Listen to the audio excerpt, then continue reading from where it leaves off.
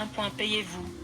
C'est-à-dire qu'avant de sortir pour gaspiller votre chèque de paie en achetant une nouvelle paire de chaussures ou un club de golf dont vous n'avez pas besoin, mettez de l'argent de côté sur un compte bancaire auquel vous ne touchez pas. Si vous suivez ce conseil chaque fois que vous êtes payé, le solde de votre compte augmentera. 2. Établissez un budget.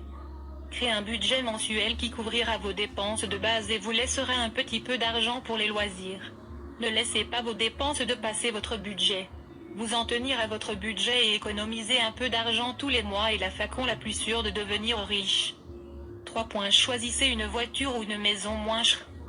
Pourriez-vous vous débrouiller avec un appartement au lieu d'une maison? Vivre avec des colocataires plutôt que vivre seul? Pourriez-vous acheter une voiture d'occasion au lieu d'une voiture neuve et l'utiliser avec parcimonie? En appliquant ces suggestions, vous pouvez économiser pas mal d'argent chaque mois. 4. Réduisez vos frais. Rendez-vous compte que vous dépensez de l'argent de manière frivole et arrêtez de le faire. Par exemple, évitez la visite quotidienne chez Starbucks. Ce cave de plusieurs euros chaque matin s'élève à une dizaine d'euros par semaine et peut dépasser le millier d'euros en un an. 5. Comptez vos dépenses. Une manière efficace de réduire vos dépenses consiste à noter chaque centime que vous dépensez. Faites-le sur un carnet ou en utilisant un logiciel. Notez absolument toutes vos dépenses en détail. Combien dépensez-vous en sucreries, chewing-gum, billets de loterie, essence, sorties, café, dentifrice, produits de beauté, rouge à lèvres?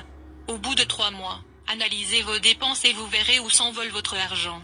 Vous pouvez ensuite ajuster vos dépenses en établissant un budget produits de beauté, sorties, nourriture.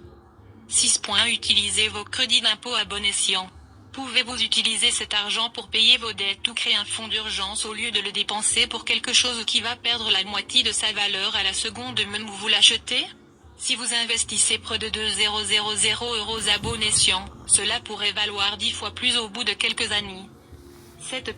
Rompez avec votre carte de crédit. Saviez-vous que les gens qui utilisent des cartes de crédit pour des achats finissent par dépenser plus d'argent que ceux qui utilisent des SP100? 9. C'est parce que se séparer de l'argent est douloureux. Utiliser une carte de crédit ne fait pas trop mal, c'est de l'argent virtuel. Si vous le pouvez, divorcez de votre carte de crédit et voyez ce que ça fait de payer comptant. Vous allez probablement finir par économiser des milliers d'euros.